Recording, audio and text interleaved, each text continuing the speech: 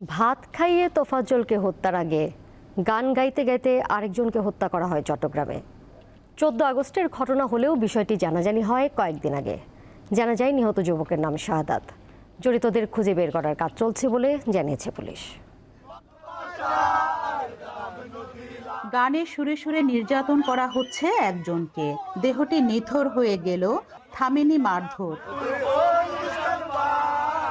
গত 13 আগস্ট রাতে চট্টগ্রাম নগরীর 2 নম্বর গেট এলাকায় শাহাদাত নামে এই যুবকের উপর চলে এমন নির্যাতন।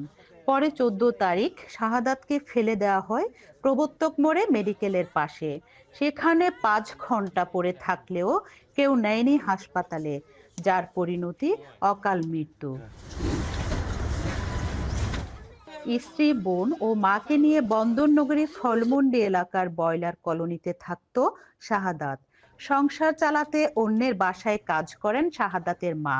ঠিক আছে, আর কদিন পরে তুমি করবে না, আমি ভালো কাজ করি, তোমার আমি বাসায় বসায় রাখি, ভালো ফলের বাসায় রাখবো। আমার ছেলে এগুলো বলতো আমার।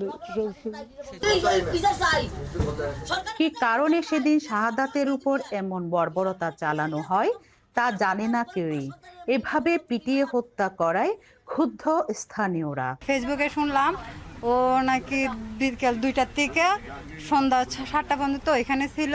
বন্ধুরা তাকে ওখানে মারধর করতেছে, ছাত্ররা বলছে এটা কি কি কি বলতেছে, যখন বললো বলতেছে মোবাইল চোর। এটা কারা ফালাইছে এটা আমরা বলতে পারছি, প্রাইভেট কার থেকে ফালে দিয়ে গেছে। এরকম কেন মারবে? এরকম মার সন্তান করে কেন দরকার মারবে? এটি বিচার চাই সরকারের কাছে। পুলিশ বলছে এ ঘটনায় কারা জড়িত তা জানা যায়নি।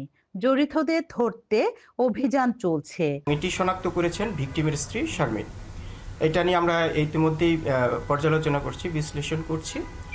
এখানে এই ঘটনায় যারা জড়িত রয়েছে তাদেরকে শনাক্ত করার চেষ্টা চলছে এবং তাদেরকে অতি দ্রুতই আমরা আশাবাদী যে আইনের আওতায় নিয়ে আসতে সক্ষম হব। আইন নিজের হাতে তুলে নেওয়ার সাথে জড়িতদের দ্রুত বিচারের আওতায় আনার দাবি স্থানীয়দের। রুনা আনসারি, দীপ্ত সংবাদ, চট্টগ্রাম।